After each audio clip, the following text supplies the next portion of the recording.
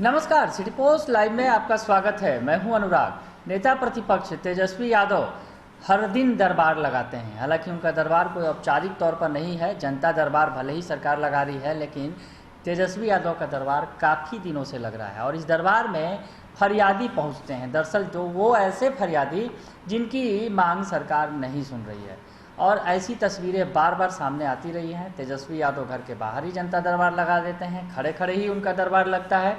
फरियादियों की पुकार सुनते हैं, वो मदद की जो अपील की जाती है उस पर वो भरोसा भी दिलाते हैं, लोगों को मदद करने का पहल भी करते हैं। कई बार ये तस्वीरें भी सामने आई कि सीधे सीधे उन्होंने डीएम साहब को फ़ोन भी लगाया और संबंधित अधिकारियों से बात भी की लोगों की समस्या दूर करने के लिए। तो तमाम तरह की कवायदे नेता प्रतिपक्ष तेजस्वी यादव करते रहे हैं। अब एक बार फिर से नेता प्रतिपक्ष तेजस्वी यादव के पास अभ्यर्थी तो लगातार पहुंचते ही रहते हैं। अब डॉक्टर पहुंच गए हैं। जी हाँ, ये वो डॉक्टर हैं जो बहाली जिनकी की जानी थी लेकिन हो न सकी। तो अब आपको हम बताते हैं पूरा मसला क्या है और आप तस्वीरें देख सकते हैं। तेजस्वी यादव के पास पहुँचे हैं, वो चिकित्सक हैं जो गुहार लगाने पहुंचे हैं, न्याय की गुहार लगाने पहुंचे हैं तेजस्वी यादव के पास।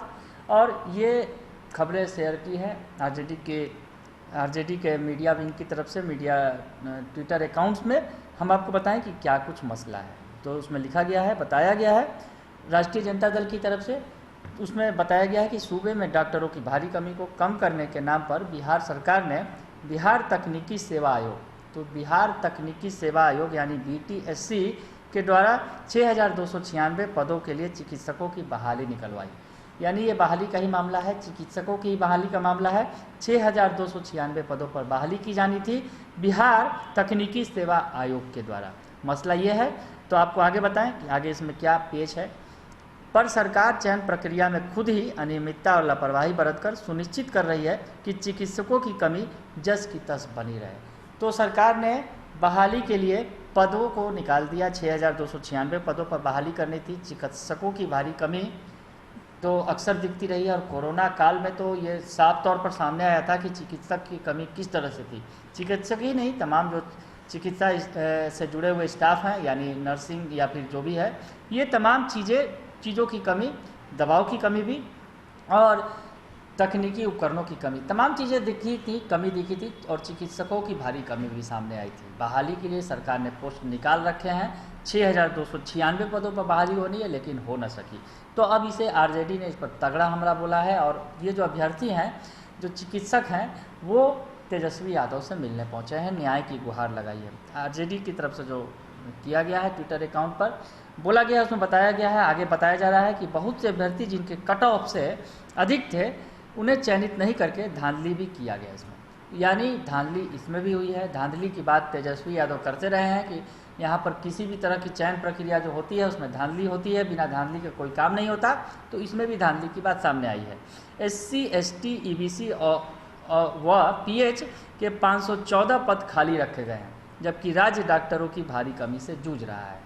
तो आरजेडी ने तगड़ा हमला बोला है इस मसले पर और लिखा है कि SC ST EBC और PH के 514 पद खाली छोड़ दिए गए, जबकि चिकित्सकों की कमी है। एक ही चिकित्सक को अलग अलग जगह पोस्टिंग दिए जाने के कई मामले भी हैं। तो पोल खोल रही है आरजेडी की तरफ से, पोल खोल दिया गया है। जो ये अभ्यर्थी मिले हैं तेजस्वी यादव से, उन्होंने गुहार लगाई है, तो आरजेडी ने दूध का दूध और पानी का पानी कर दिया है। सरकार की पोल खोल कर रख दी है, बता दिया है कि सरकार क्या कर रही है चिकित्सकों की बहाली के नाम पर। तो आगे लिखा गया है कि एक तरफ नीतीश कुमार सरकार 6,296 पदों पर बहाली निकाल अपनी पीठ थपथपा रही है, पर दूसरी ओर वास्तविकता में भारी धांधली और लापरवाही से मेरिट लिस्ट निकालकर सिर्फ 500 ही नए चिकित्सकों की बहाली कर रही है। मतलब इस बहाली का किसी को कोई उल्लेखनीय लाभ नहीं मिला। स्थिति जस की तस है। यानी बहाली 6,296 पदों पर होनी थी, पर लेकिन महज 500 पदों पर बहाली हुई और बाकी पद खाली रह गए। तो सरकार अपना पीठ थपथपा रही है और कुछ नहीं है, लोगों को लाभ कुछ नहीं मिलने वाला है। कोरोना संकट में तीसरी लहर की भी आशंका जताई जा रही है। वैसे में अगर चिकित्सकों की बहाली नहीं होती है तो आगे क्या होगा, ये भी बड़ा सवाल है। तो अब इस सवाल का जवाब आरजेडी ढूंढ रही है, सरकार की पोल खोल रही है और ये जो अभ्यर्थी हैं वो नेता प्रतिपक्ष तेजस्वी यादव के पास गुहार लगा रहे हैं। तो अब आप सोचिए कि आगे क्या होगा।